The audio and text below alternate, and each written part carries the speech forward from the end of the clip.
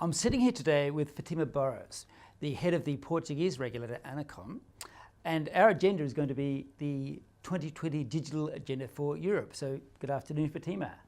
Hello, nice to meet you. It's a great pleasure for me to be here and to have the opportunity to tell you something about the European digital agenda for 2020. And mainly, I should say that the targets for the digital agenda were established by European Commission back in 2010.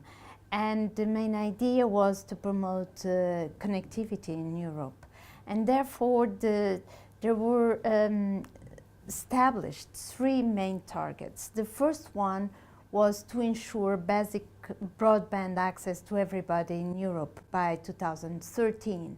And this is already accomplished. The second target was to ensure fast broadband to everyone by 2020.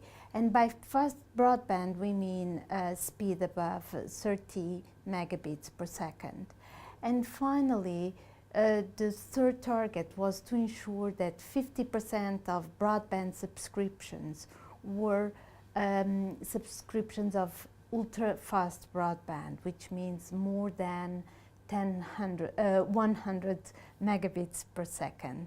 And this is the big challenge for Europe, is to make sure that by 2020 we will achieve these targets. And the main difficulty is for sure to ensure that these rural areas and less dense areas will be covered by that time. So I would say that the main challenge for the European Union right now is connectivity.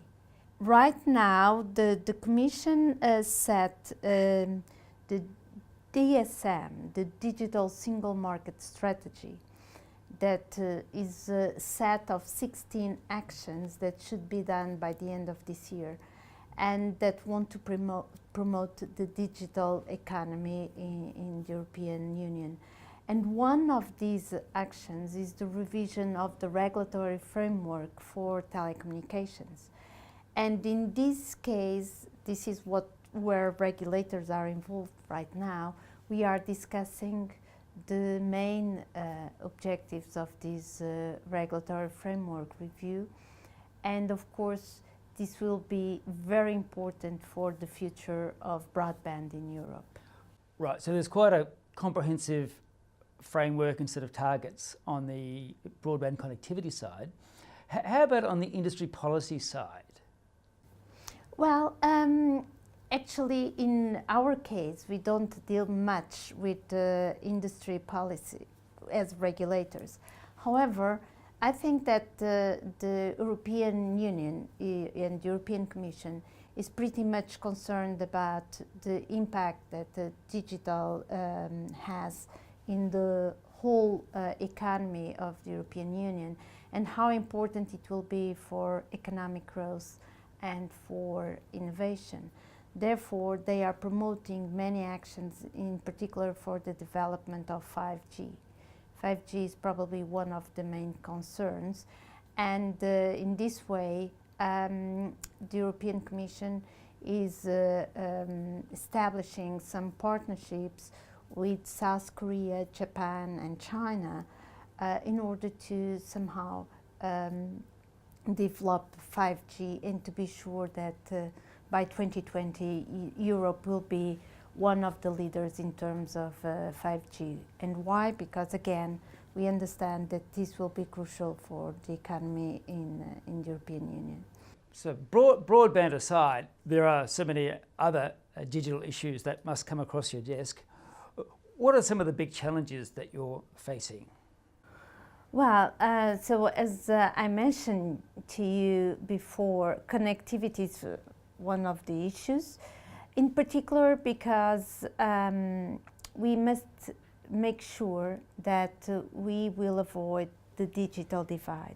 This means that we will make sure that all the rural areas and less dense areas will have access to fast broadband. And this is of course a big challenge because as you know, deploying fast broadband in these areas is very expensive, and there is no business case for private investors. And this means that either we should rely on state aid, so some kind of public-private partnerships that somehow will provide the investments for these regions, or otherwise we will have a problem.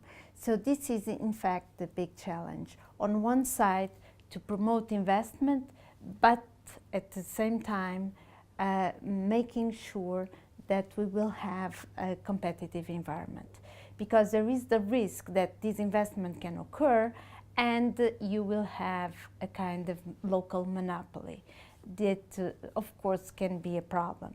But on the other side, the risk is that we don't have any service provider in this region.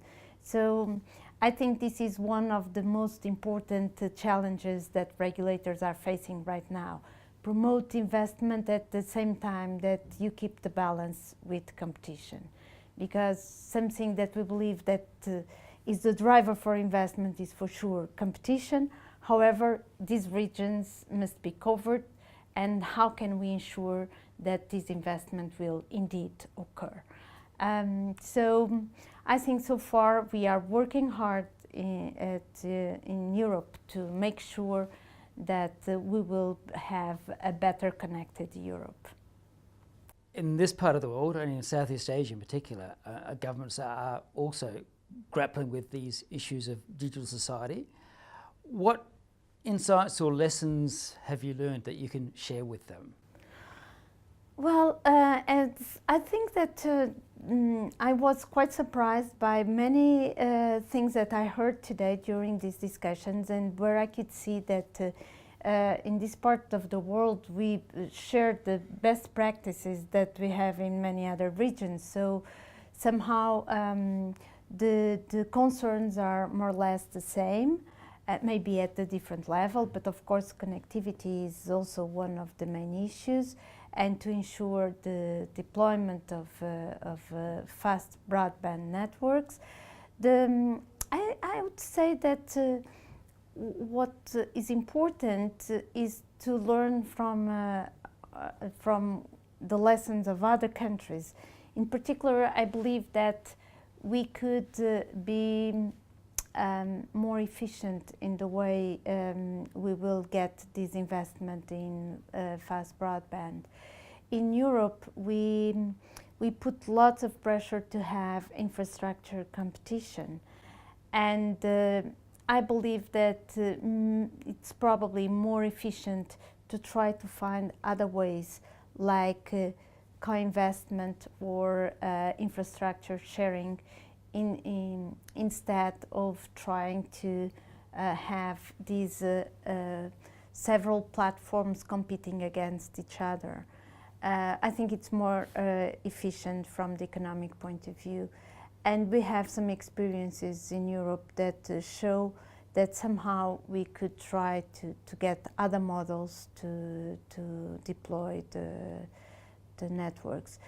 Something that is important, and this was the message that I brought today, was that sharing the physical infrastructure, so sharing the access to ducts and poles, is probably one of the best ways to get a reduction on the cost of deploying NGN networks. Great. Well, there's a lot of potential connectivity out there in Southeast Asia, and those are some great ideas to help getting those people connected. Thanks very much, Fatima. Thank you.